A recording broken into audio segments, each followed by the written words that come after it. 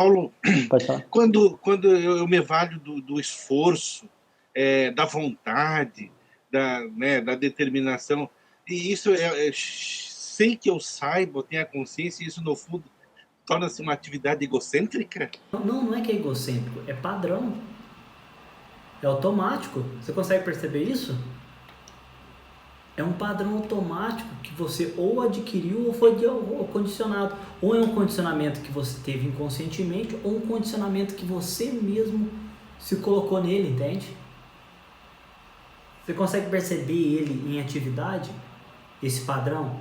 Mesmo quando nós achamos que nós estamos fazendo algo para benefício do mundo, na verdade é o ego condicionado querendo fazer algo para ele mesmo. É difícil essa percepção, né, Paulo? Só atenção, só observação cuidadosa, não é fácil. É assim, é que a percepção dilui, né? O observador dilui tudo. Você consegue ver isso claramente em análise no seu processo. Você consegue se ver como uma pessoa egoísta, né? Etc. Mas você não consegue perceber de forma totalmente consciente. Você consegue ver um percentual, um fragmento disso acontecendo. Você não consegue ver o todo, assim como o Krishnamurti fala. Se você conseguir ver o todo através da observação e da percepção, aquilo se desfaz automaticamente. Entende? Então nós vemos o que? O fragmento do processo acontecendo. É claro para mim, porque eu me aceito como ser condicionado que sou. Entende? Quando tu fala o todo e não o fragmento, tu poderia explicar melhor isso? Então, quando você está se observando, vou dar um exemplo bem simples, tá? Tipo assim, quando eu me percebo no meio do meu processo e começo a analisar ele, analisar o desdobrar do meu processo. Por exemplo, eu me percebo no auge do ciúme agora. Eu percebo a Yasmin interagindo com outra pessoa e sinto um ciúme daquela interação. E o ciúme é o medo da perda, né? Eu sempre dou esses exemplos, né? E o medo de ficar sozinho, né? E o medo que ela vai embora, e o medo de me afastar da situação, e o medo de não ter uma pessoa, e o medo de não arrumar uma pessoa no futuro. Tudo isso são questões de análise mental do meu processo, certo? Mas isso não é o todo da questão. O que está por trás desse ciúme? Não é só o medo da perda, não é o medo de ficar sozinho ou o medo da solidão. Tem algo por trás que eu não consigo enxergar. Tem algo, né, obscuro ainda nessa questão. Porque se eu conseguir abarcar minha consciência na questão toda do ciúme, como diz o próprio Krishnamurti, é instantaneamente, é automático. Só que você tem que ter uma sensibilidade enorme e gigante para poder perceber o todo de uma questão. Então, a dificuldade que a gente tem é enxergar os fragmentos da coisa. Porque se você olha como um todo, o ser, você se perde na observação, entende? Se você consegue ver o mundo como um todo, você se perde na observação. Entende? O grande problema é que nós vemos fragmentos, partes, fracionadas de algo que está acontecendo na realidade. Né? Ver o todo é se perder na observação. Ouvir tudo é se perder naquilo que a pessoa está falando. Entende? E não ouvir ou escutar aquilo que você quer ouvir daquela pessoa. Entende? Porque isso é manipulação, isso é persuasão. Tipo assim, às vezes eu me percebo articulando uma situação, sabe, no meio do relacionamento, para que aquilo aconteça na forma que eu desejo que aconteça. E acontece. Só que no meio do processo da articulação, eu percebo que eu tiro a espontaneidade da coisa. Eu percebo que eu estou no controle. Entende? E quando eu faço isso, eu percebo que eu tiro a vida da situação. Porque se a coisa desdobra sem o meu controle, a vida desdobra por si só. Se eu controlo aquilo que está acontecendo, entende? Eu estou fragmentando o momento em uma imagem mental que eu projetei, né, da forma que eu queria que acontecesse. Se eu deixo acontecer espontaneamente e simplesmente aceito e abarco, agora eu estou interagindo com o todo da questão. Deu para entender, Fábio, mais ou menos? Ô Paulo, deu. E a primeira, o primeiro questionamento que eu tive foi assim, como que o Paulo teve essa percepção tão pessoal e a gente sente que ela não é teórica? Poderia dizer para nós, Paulo, o segredo disso?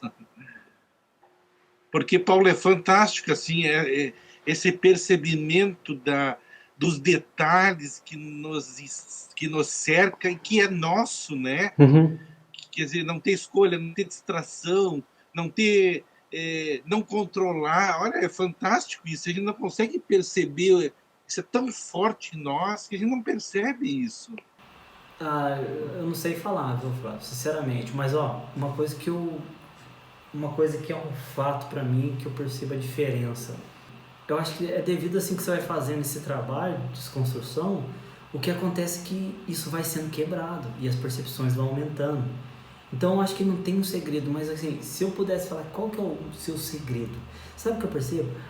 A maioria dos insights e das percepções que eu tenho não vieram dos livros, veio da meditação.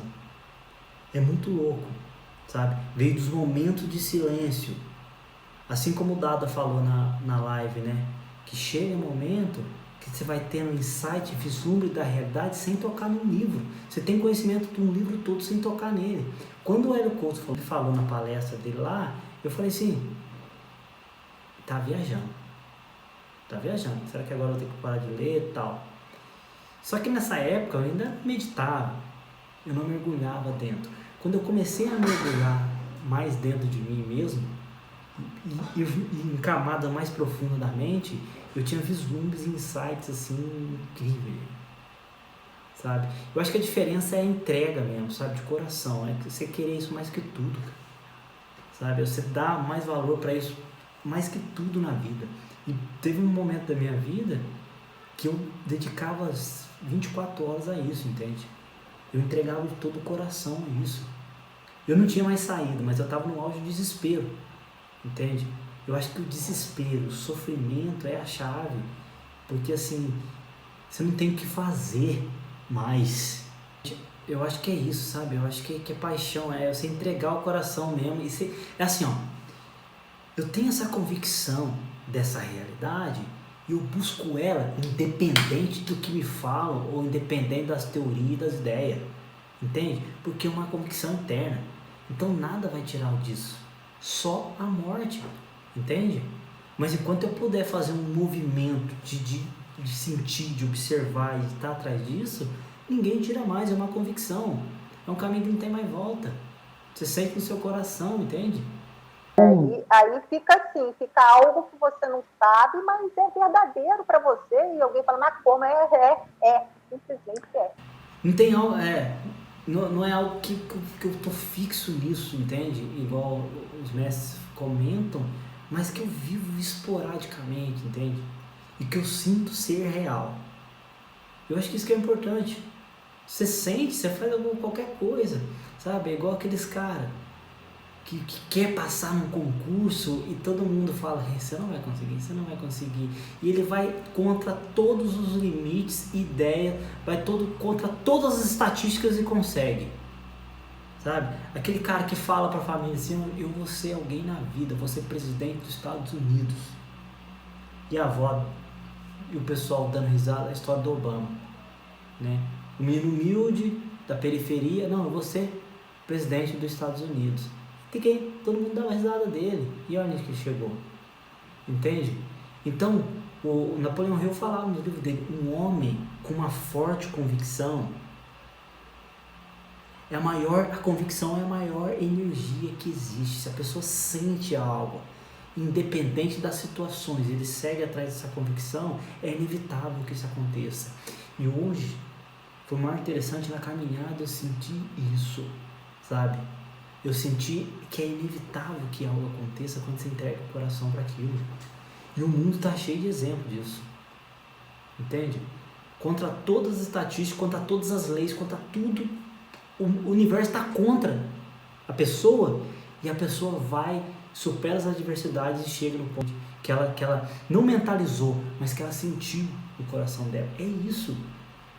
Entende? Tudo que a minha mente projetou pra mim parece que não deu certo. Sinceramente, eu não queria isso pra minha vida. Não foi algo que eu escolhi, falar sobre esses assuntos aqui, tão profundo, né?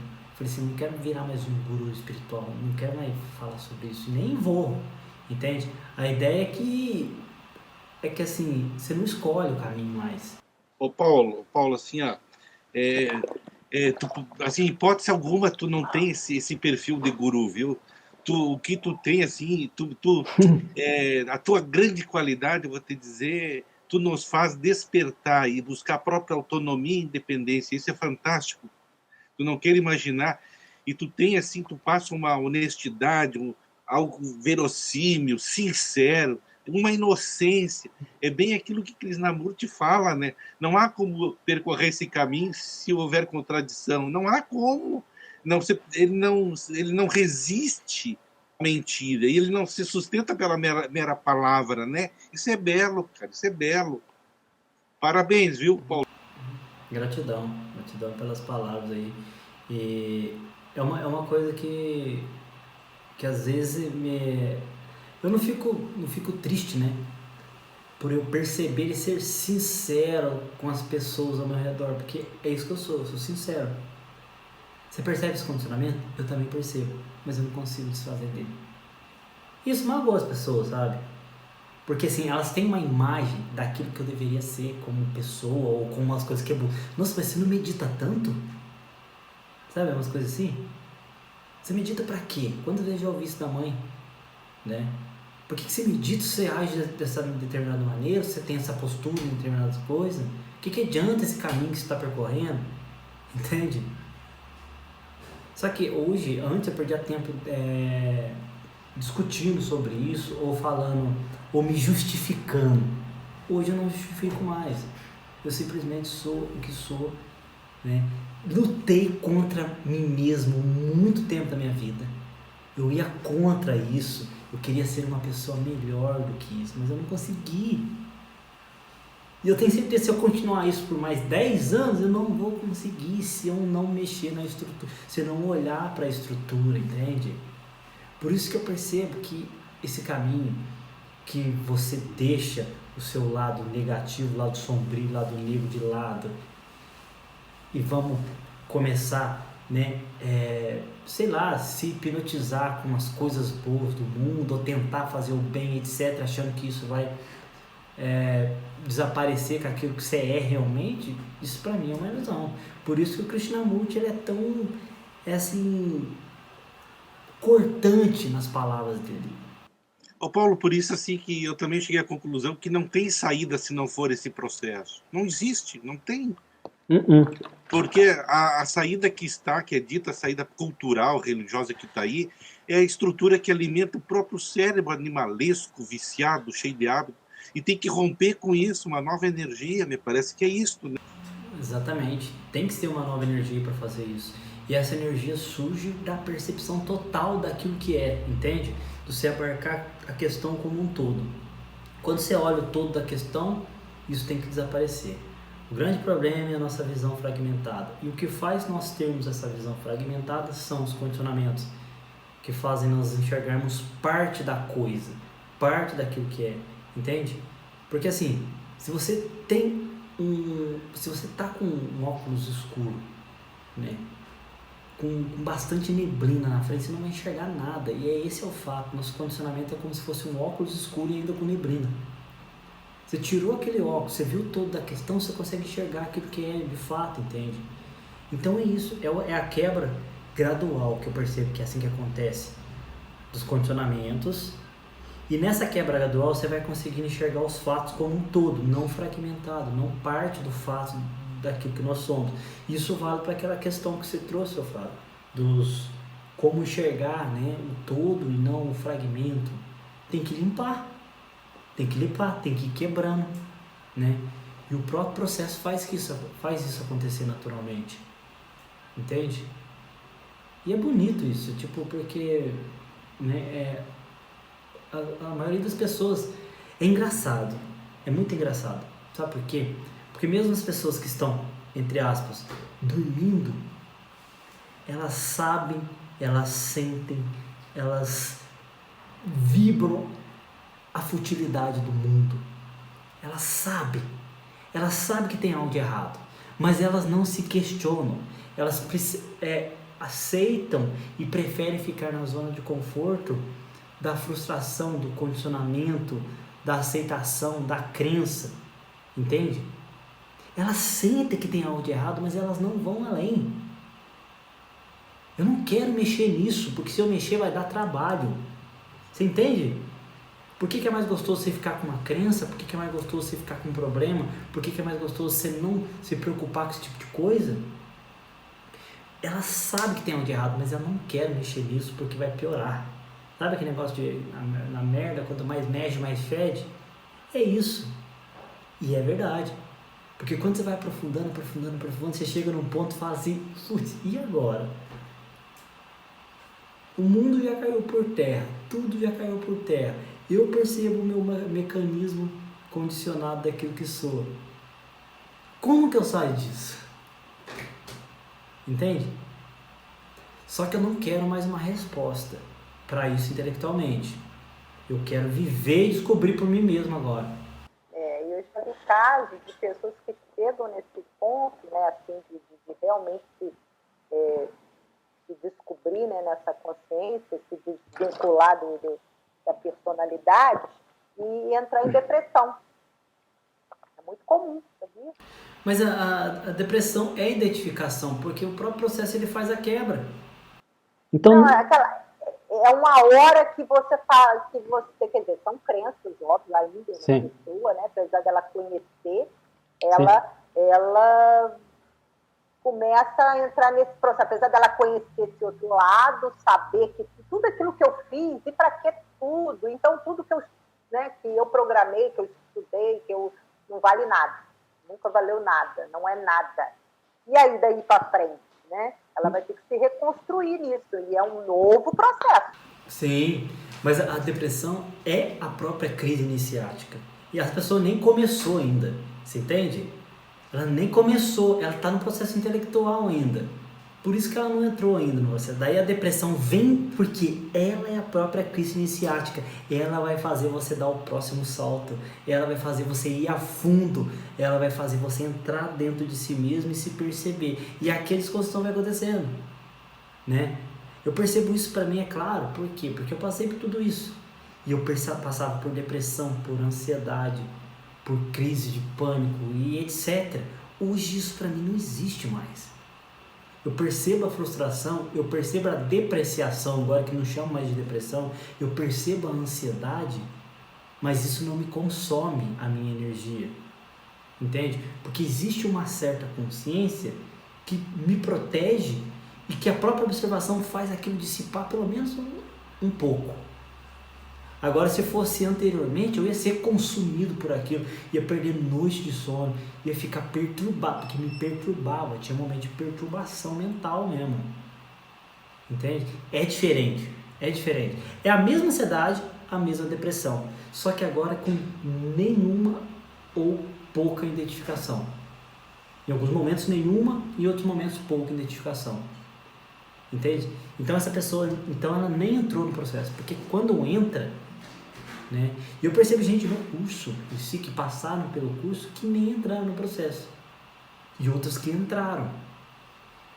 Que entraram de verdade, de coração. Entende? Por que não entraram no processo? Porque ainda é um processo intelectual. Entende? E a maioria das pessoas, se for pegar 99% das pessoas, é processo intelectual. 1% é processo verdadeiro. Sabe, de entrar mesmo e falar, vamos ver onde isso vai dar? Vamos entrar no buraco do coelho e ver até onde vai o País das Maravilhas, né? É tudo metáfora, mas são poucas pessoas que entram no País das Maravilhas. E é uma confusão, né?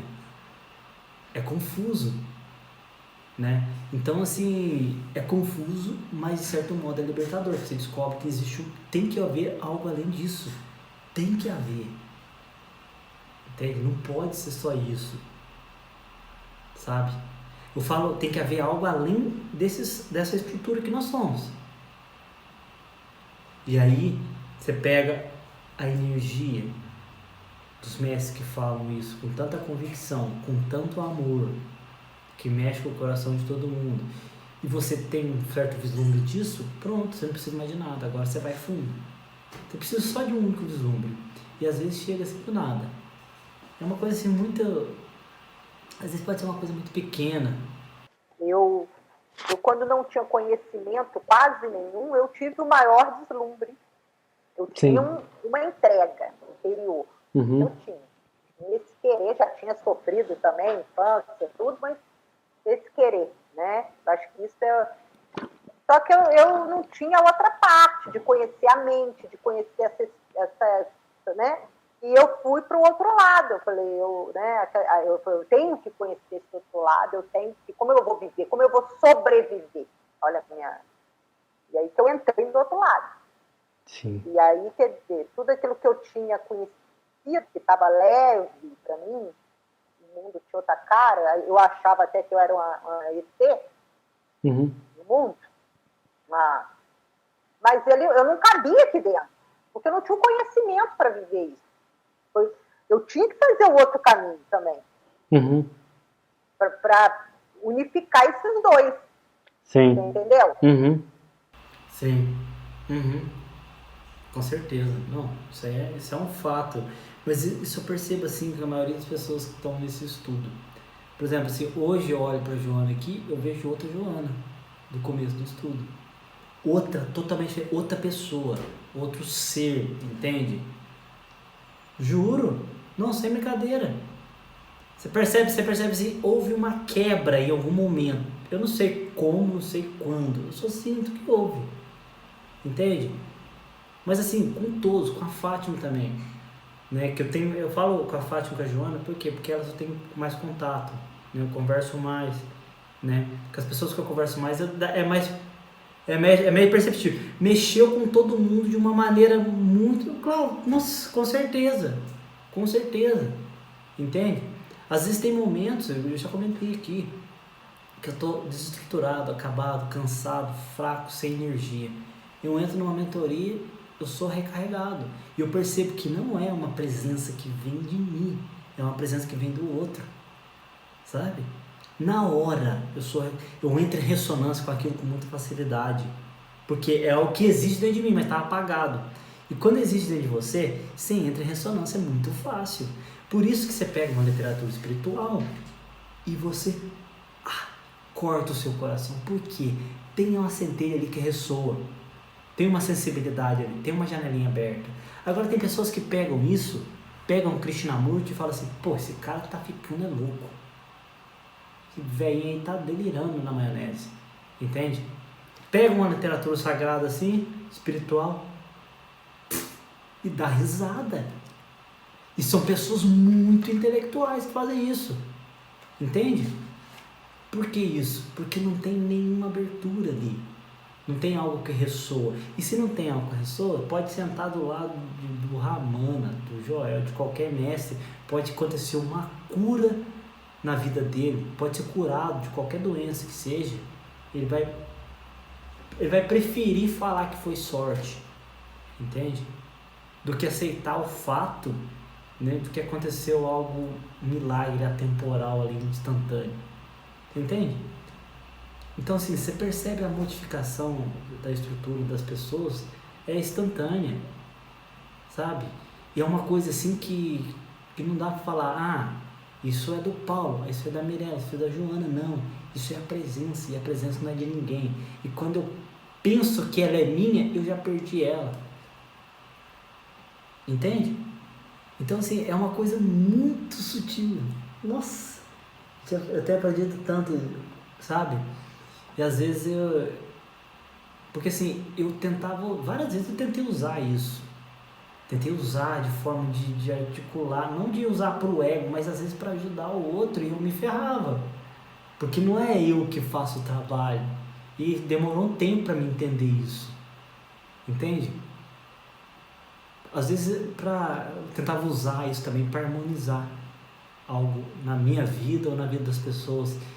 E era outra, sabe, ferrada que eu dava. Porque não é eu que articulo, não é eu que manipulo, Não é eu que faço o trabalho. O Paulo não faz nada. Só quando não existe o Paulo o trabalho é feito. Quando não existe a Joana, a Mirella, a Fátima, o Flávio, a Maria, o trabalho é feito. Por quê? É a vida que faz o próprio processo. E a personalidade tem que sair de lado. A mente tem que silenciar, entende? O pensamento tem que parar. E aí o trabalho é feito espontaneamente.